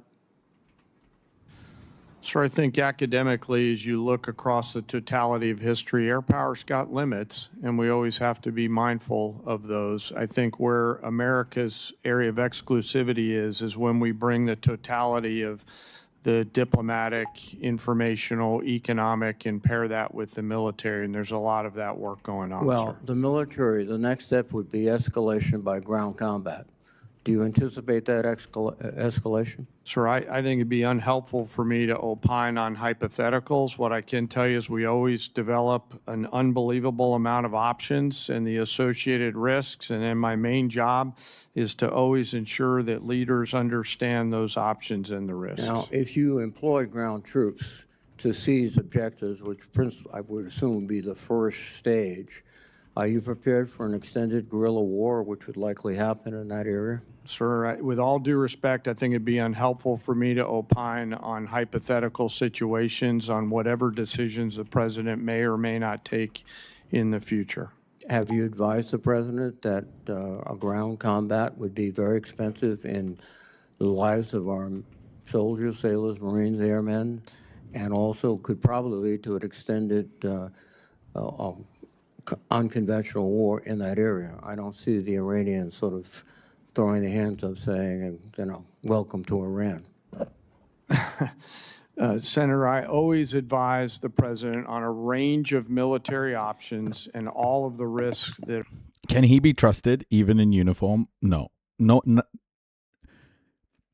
like American government and trust, like those aren't two things that go together. Are contained within that, but I have to keep my military advice to the president private, sir. But, well, thank you. Thank you, sir. Senator Hoeven. Thank you, Madam Chair. Secretary Rollins, I want to thank President Trump, and I want to thank you for including farm bridge assistance in this supplemental request. I know I've worked very hard to get it included. I know you have worked very hard to get it included, and I want to thank you and your whole department for your work on it and for this vital support of our farmers and ranchers. What I want to ask you about, though, is actually crop insurance. The number one risk management tool that our farmers have is crop insurance. And the buy-up option is critically important. It covers 67 million acres of farmland in this country. Colin's still alive. She's so shaky. I don't know this Collins lady enough, but she sounds ineffective. It was decommissioned, and we need to get it reinstated. Again, you and I. It's not just her, though, is she? Is it? It's not just her, though. It's all of them. It's all of these people. They're all ineffective. They're all, manufacturing consent for genocide. All of them. Like, who here is good? Both worked very hard on this. Please update me on where we are in terms of getting that buy-up option for crop insurance reinstated. We are 100% supportive of that and are moving forward to execute that buy-up option. Thank you for your leadership on that, Senator. Thank you for your support. Also, Assistant Secretary Fortas for his support. It's very impactful, very important, and will make a big difference for our farmers. Yeah, very impactful. Those tanning machines, I just want to see them on all our soldiers' balls. I just feel like we just got to get them right now. Why aren't we tanning balls right now? I need those balls tanned like yesterday. Thank you, sir. Right now, so thank you for that. Thank you. Secretary Hegseth, are Russia and China helping Iran? And if so, how? Well, Senator, as the chairman alluded to, there's definitely adversary alignment, attempts to do so, and there are many ways that we deter that, some of which are, and the depth and extent of it ought to remain classified, and it should, but there are ways in which both of those countries are limiting at different levels, enabling some of the things Iran is doing. Yes. General Kane, would you like to add? Sir, I'd rather not opine on the specifics because that would divulge what we know, and I never want the adversary to know what I know. I just want to know it. And hopefully we'll get a chance to do that in the SCIF. Yes, sir. Happy to do that in the SCIF, sir. This relates both to the funding, but also, again, to how we achieve our objectives with Iran. Starting with you, Secretary, can we get to the point, and we're seeing continued, I think, improvement and progress on this, but essentially where we can work, and hopefully our allies they need to step in there with us, but where we get to the point where we can operate in the Strait of Hormuz, but keep Iran blockaded. We're continuing to get better at that, but that's how we they'll never do anything that they say they're going to do. They've proven that over and over. We have to keep the pressure on. But if we can do that effectively, we keep the pressure on and achieve our objectives. Tell us where we are in getting that accomplished. Senator, I think that's a really good point. That's effectively what we did to create the pressure that led to the circumstances of the MOU, which was we're running a route where ships, and we did it covertly in cooperation with Gulf countries and others who were. Platner felt off from the jump, but didn't bank on that happening. Yeah. Someone like, I wasn't following Platner at all. I didn't follow him on my stream. I know others were following him on his stream, but someone brought up like very early on that he voluntarily went to like Afghanistan and stuff as a mercenary like 4 times. And I was like, why the fuck are you voting for this guy? It's like, so he voluntarily went to fucking Afghanistan? Like, we had this chat so long ago, man. I didn't even speak about the guy. I thought he was he was just weird. We're willing to take some of the risk with our protection and then maintain the blockade. So effectively, oil's coming in and out, oil prices are coming down, but our blockade is staying and the pressure is mounting on Iran. That's something we have done and can continue to do. We moved into an MOU where Iran said we won't shoot at shipping, and then the IRGC turned around and decided to start shooting at commercial shipping again, at which point the president, I mean, as he should, cannot tolerate that, and so we respond, as he said. Like, outside America, we do not see military service as, you know, this great thing. Military service, especially like in Aotearoa, New Zealand, and by the way, I speak about what do you call Anzac Day all the time, and I'm like, those people are nothing to be celebrated. None of them, even the Maori soldiers, are not to be celebrated because they were defending a system of oppression that was murdering so many people in India at that time and around the world. I just don't think it's anything to celebrate. I am so anti-war, bro. Like, none of these people should be celebrated. And America's like, you know, America, fuck yeah, war, baby, all the time. Jeez, you guys are so violent in America, man. What the hell is up with this? 10 times. You shoot at ships, we're going to shoot at you overwhelmingly, which we have been doing now for, I believe it's a 10th consecutive evening. So consequences come with the willingness to shoot at commercial shipping. Our blockade has been reimposed and is effectively impenetrable. We got seized a ship inside the Arabian Gulf as well. So there's a lot of different angles to it, a lot of leverage. I take Muhammad Ali's stance on war, especially if I was asked to serve, you know, or my son was asked to serve in Aotearoa. I'll just say, bro, the people you're shooting didn't call me a curry muncher, you know? We can pull, and ultimately, a lot of the strikes that Admiral Cooper and CENTCOM have been undertaking are taking Iran's ability to see and sense away in the Strait of Hormuz, which has tactical benefits for us. And that's what this funding is about. This funding is about making sure that we and our allies can operate in the Strait of Hormuz, which helps bring down energy prices for every single American consumer, and that we force Iran to meet our objectives. Isn't that what this package is all about? This is a peace through strength package. Right on. That's what 1.5 trillion has always been about, a generational investment at a, as the chairman alluded to, I will post the lyrics to Confessions on Discord. No, don't do it. Okay, these are my confessions. Just when I say something, something, something, and I want to say, just when I want to say something, my confessions. Step change moment. We need to be able to do it at speed, at scale, with autonomy, with AI, with exquisite high cost and low cost, to be ahead and stay ahead so that you're not just able to do what we need to do in the Strait of Hormuz, but deter adversaries like Russia and China from getting involved in future contingencies. And just General Kane, for any follow-up that you would like on that issue. Hegseth has a meltdown at the very end. Nice. Okay. Cinema. Again, thank you, and thank you to all of our men and women in uniform. We appreciate them so much. I'd just be like, so Senator, with this bowl tanning machines, what about the women? What about the ones with no bowls? How are we tanning those? What are we tanning there? We just straight up tanning the cooch?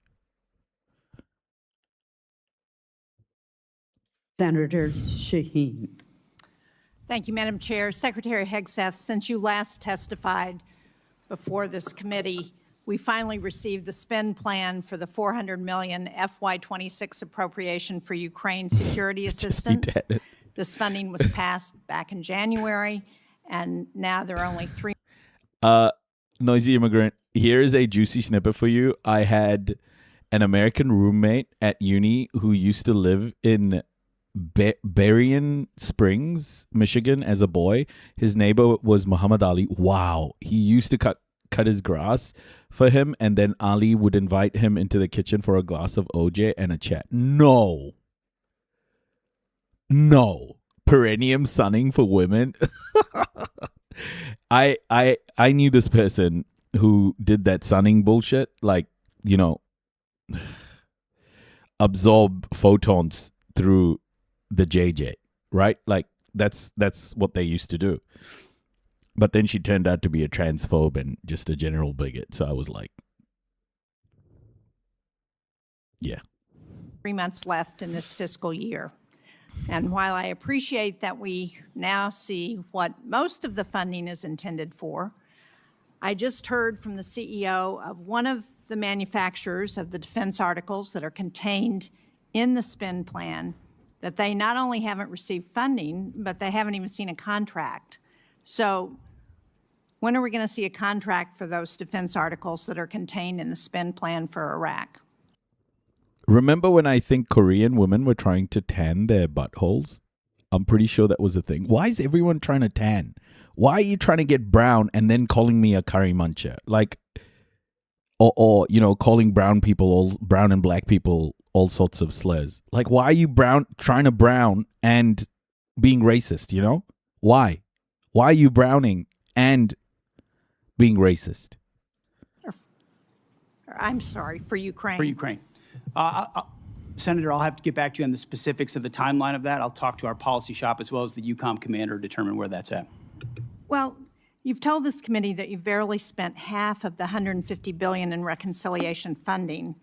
And if you still have $75 billion available, why are you asking the American people to absorb the cost of a war they don't support? They hate us because they hate us. Instead of asking for transfer authority for unspent reconciliation funding, especially if you can't even get $400 million in Ukraine funding out the door.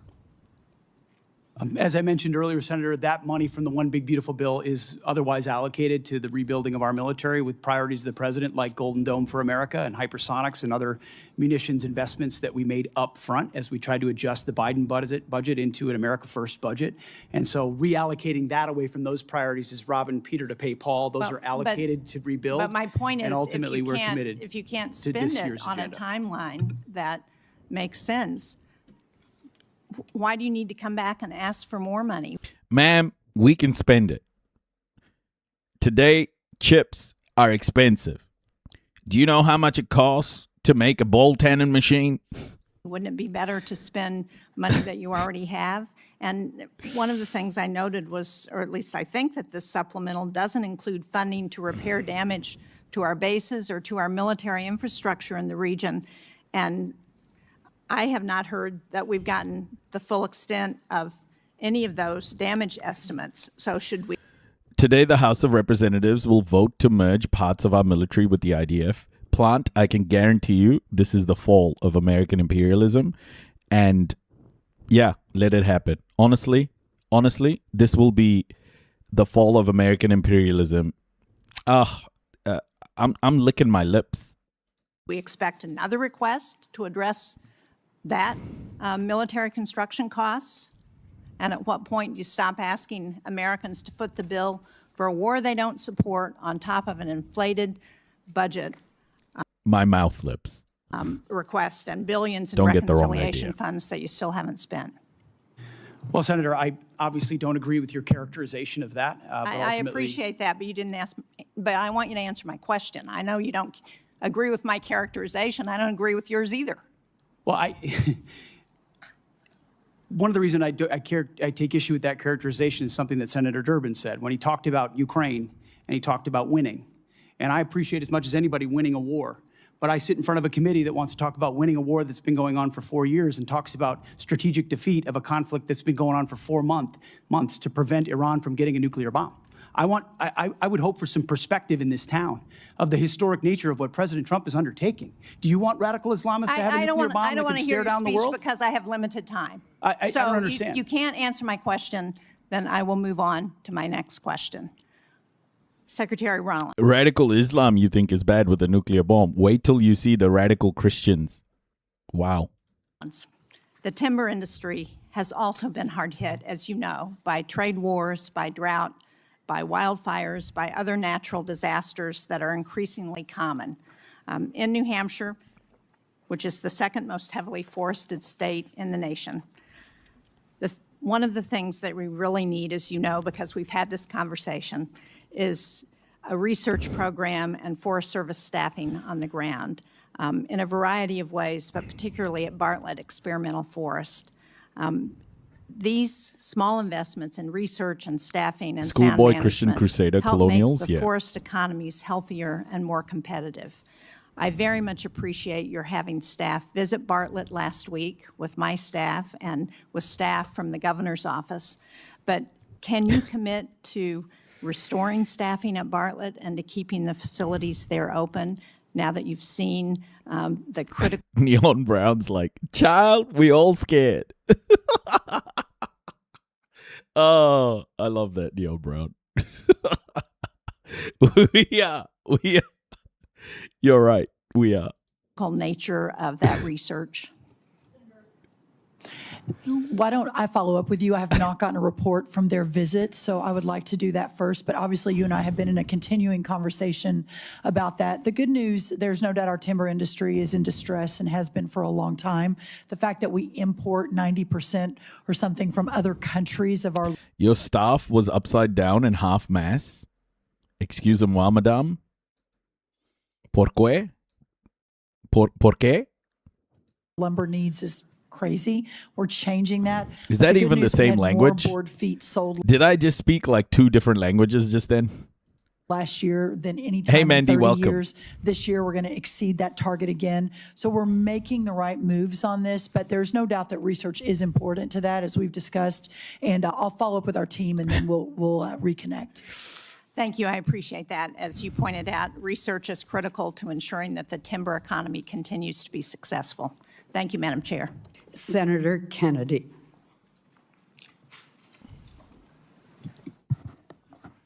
Thank you, Madam Chair. Thank you all for being here today. Oh, this is that freaking Chuck Grassley. No, who is this guy? This guy is the MAGA dude, right? This guy is basically Cletus's father. God dang. Hold on. I'm just going to play this music while this guy talks.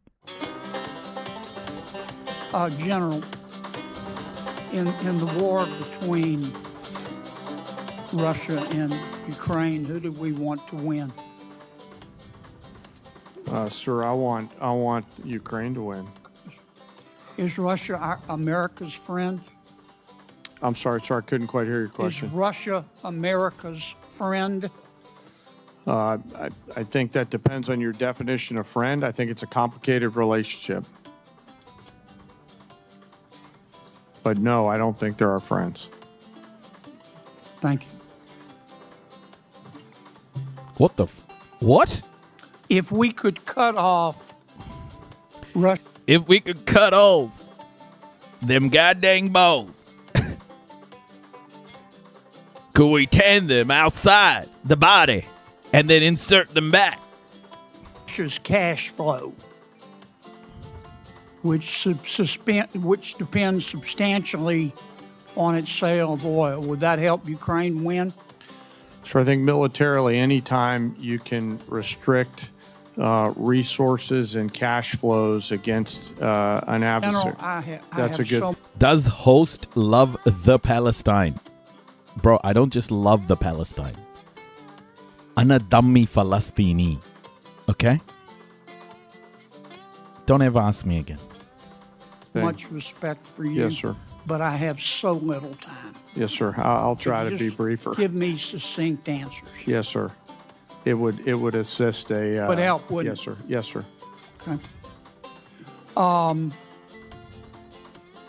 If we could Sophia! stop people, entities, and countries from buying Russia's oil, that would help cut off its cash flow, wouldn't it? Yes, sir. He's new.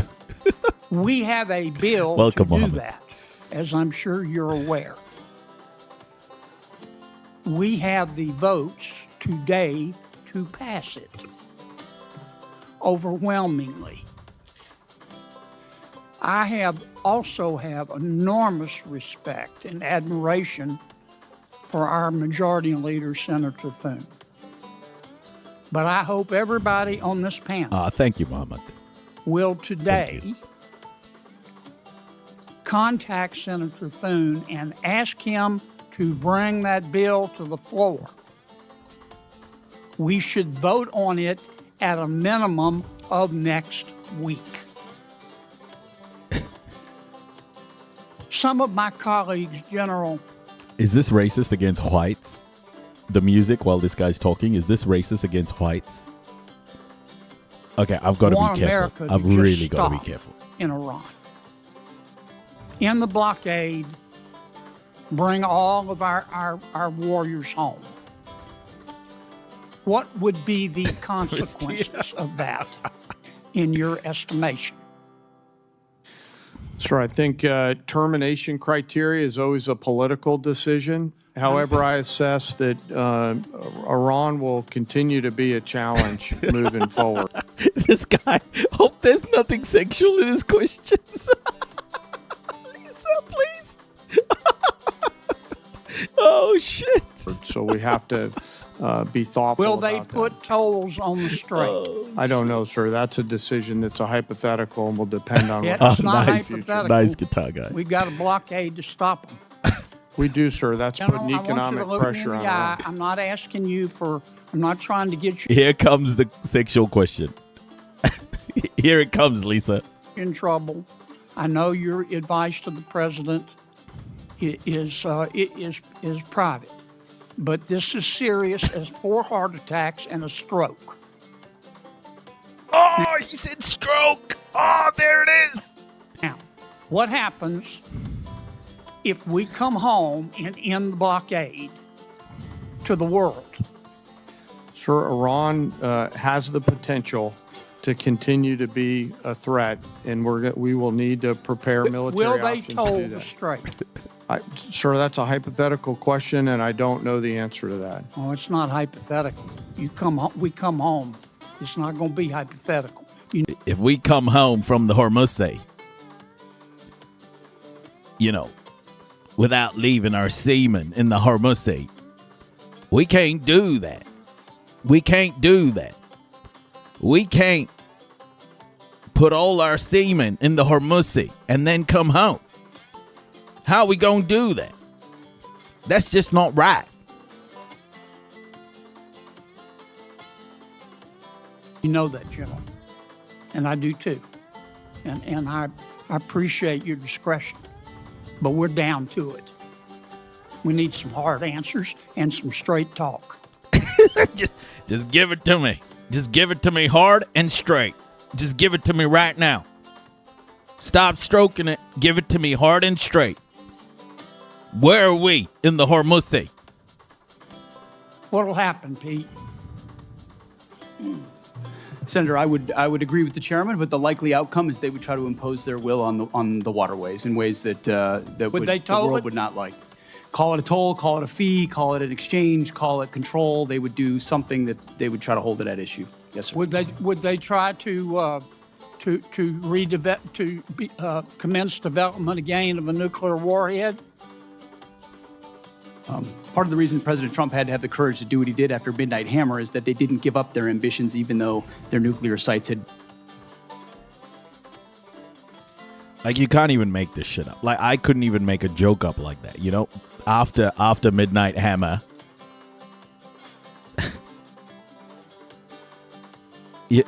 What can you do? Been obliterated. So this is a regime hell-bent on nuclear ambitions. Hey, Libra. Guys, President Trump's been willing to go after. We need straight answers. Do we have the ability to destroy? We need straight answers. We don't need them gay answers. You hear me? We need them straight answers, not the gay ones. Look what happened to Lindsay. Boy, whatever is underneath Pickaxe Mountain. Senator, a lot of our capabilities are classified, but if anybody in the world can reach anything on God's green earth, it's the United States military, the most powerful military in the world. It's all about options and trade-offs. All right. I'm going to take a little extra time because others got it, Madam Chair. I won't abuse it. Secretary. Everything he says is questionable, bro. Are shrimpers farmers? Absolutely, yes. There are farmers of the sea. Are oyster harvesters farmers? Yes. In this USDA, Are they yes. having to compete with other countries who grow oysters and shrimp in a ditch and shoot them full of antibiotics? 100% yes. And The heck did he just say? What did he just say? All I heard was like, God damn it, dag nabbit. And if you eat too much of that foreign shrimp and oysters, you'll grow an extra ear, won't you? I'm not sure about that, but I know it is not good. And I also know we Why import aren't 90% of our shrimp. the shrimp and the oysters from abroad? Well, it goes much larger than that. Why are we importing so much from abroad, which goes to the president's trade agenda? I'm in big trouble. Yeah. Guys, look, we need straight answers now. We're down to it. What was the point of this guy? Why did they give this guy the mic? What was this whole thing? This is like old man yelling at the clouds meme. Senator Merkley. Thank you, Madam Chair and Secretary Rollins. I appreciate your partnership on addressing several issues in Oregon, and I sent you information about a couple others, and you responded. Appreciate it. We'll follow up on the research service. We'll follow up on the concern about in-kind contributions serving as a match. But I particularly need your help on the fire funding. And I know you've indicated how important that is. Where we stand now is that the Senate seems hamstrung that the rich wants to unalive as many poor, POC, and allies. They want a controlled amount of slaves and more of who and what they want without any accountability and consequences for their actions. They want to have and control everything. He had to make his plug for his state. Lots of oysters and shrimp. God damn, bubble gum and shrimp and oysters. God damn it. They're seeking to have OMB give them a number on that. Various sources say the number is probably about $5 billion. I don't really care if it's 4.5 or 5 or 5.5. The point is that folks here, senators, are asking for a number from OMB in order to go forward. And when we're looking at the fires right now in my home state's the epicenter of the highest risk in the country. So can we get your help to get that number and move this process? Yes, absolutely. It is of paramount importance, especially in the middle of fire season right now. Thank you so much. Thank you. Yeah, but we don't believe in no climate change.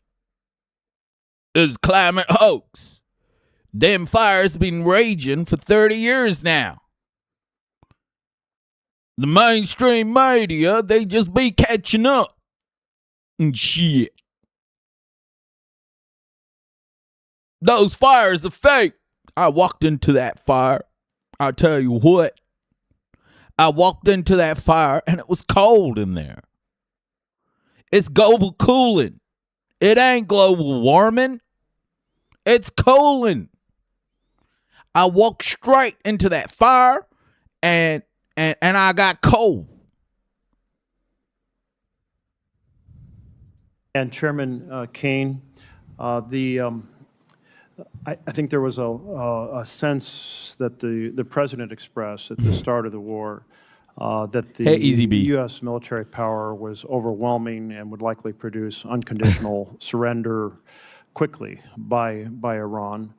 And that obviously... Oh my gosh, do I have a story for you guys. This guy on LinkedIn came in and went off and he's like, I posted about the genocide in Gaza, and obviously someone comes in and goes, what about the Christians in Nigeria? So I was like, well, what about the Muslims in Nigeria? And then he goes, what do you mean, the terrorists? And then I sent him all these links, and I was like, no. The terrorists in Nigeria are killing both Christians and Muslims. But it's not just Christians being killed, Muslims are being killed as well. So what about both groups? And then he went, I can't believe you sent me these Marxist links. It was Amnesty International, bro. It was Amnesty International and Genocide Watch. Like, what's Marxist about those links? He said those links were Marxist and called me a moron. And I was like, what? I reported him. I didn't reply back. How is a link Marxist now? Genocide Watch is Marxist? Oh. I deal with this shit every day. I deal with this shit multiple times a day. It hasn't happened. Was it your opinion as well? Did you feel like our military force could produce an unconditional surrender in quick order?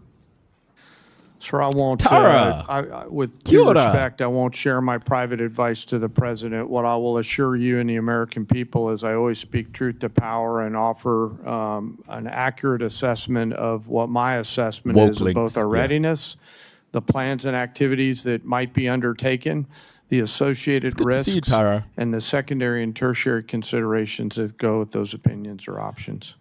Gratitude for your mental sacrifices. Like the various risks that Iran could possibly close the strait, despite the destruction of their navy, that the possibility of assassinating their political leaders and their military leaders could produce a strengthened hardline and weaken the reformers, that Iran would have the ability to sustain its ability to attack sites throughout the Middle East. Hey, Liban. The Welcome, initial Joy. requirements of the war could surely deplete our basically high-end standoff munitions. He's asleep at the moment. That this could affect our, it's not a baby relations anymore. with our allies. All those were factors well considered in this decision to go to war. Yeah, they grow up quickly. As I said, I won't opine on or share my private advice to the Yeah, president. I'm not asking about your vice president. I'm asking you, did you understand these issues, or have these become revelations as the wars unfolded? He will always be Sir, my job is to understand all of the considerations that go into the carefully considered use of military power. Let me ask you this then. Yes, sir. I understand why you don't want to respond, but these are all massive risks that seem to be poorly weighed in the beginning of this misadventure. Currently, there are reports that we have hit the Banji desalination plant that provides water to about 20 villages or about 10,000 people, and we also damaged the desalination plant at Keshem Island. Were these deliberate targets by the United States? Sir, I'm not aware of those as being particular targets, nor am I aware.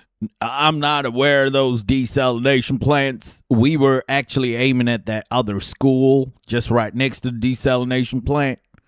They had those 10-year-old terrorists studying in there, but I don't think we hit the desalination plant. I think we got the school, Senator.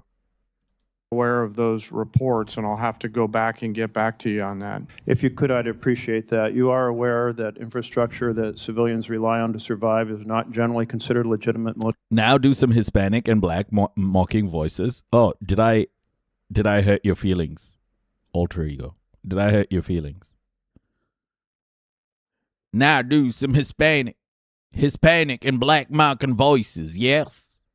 Military targets? Sir, as you know, we have a robust process which considers a target that goes through a system that looks at a variety of considerations to include what you're alluding to around both purely civilian or dual-use targets. Great. I have trust and confidence in CENTCOM that they're looking at the range of those things on a daily basis. It sounds like you are assuring us that we will, the United States, not target, even in retaliatory sense, infrastructure that is generally considered to be primarily for civilian survival. So, as I mentioned, we have a robust process, and we have the most professional military force. It'd just be nice to have you say yes, because this is international law. Yes, if sir, you understand the international law. I do, sir. I've got a lot of lawyers that help me understand. Thank you. Yes, sir. And will you get back to us on that Yes, sir, question of of whether we course. targeted the Yes, sir. desalination plants? And Of if so, if so, why? They don't care about international law. He doesn't have any lawyers. He doesn't give a shit. My time's up, but I do want to express encouragement to look at what the negotiators have put forward, or advisors, as to whether a 10-day break could facilitate returning to dialogue that might find a path forward. Senator Hegseth. Thank you, Madam Chairman, and I want to thank all three of you for being here today. I am going to direct my first question to Secretary Rollins, and again, I want to commend you publicly for the outstanding job you're doing at USDA. Oh gosh, Cletus's mom is up. You know, this is my world. As former Ag Commissioner, I hear from a lot of producers in Mississippi, and they are so pleased with your performance, and that is just truly genuine right there. But I'm pleased to see the administration's supplemental request as for ag producers, because before I comment on that, I just want the entire committee and administration to take note of the tremendous timber losses as well in places like Mississippi due to winter storms and the tornadoes we've had there. It is significant, and I certainly look forward to working with you with the concerns of the timber sector. Regarding this supplemental, you know, our row crop producers, as you've mentioned in your opening remarks, they are truly in a serious situation. I've talked to multi-generation farmers back home who are the best of the best. I've talked to them multi-generational farmers, and they tell me this climate hoax ain't got nothing.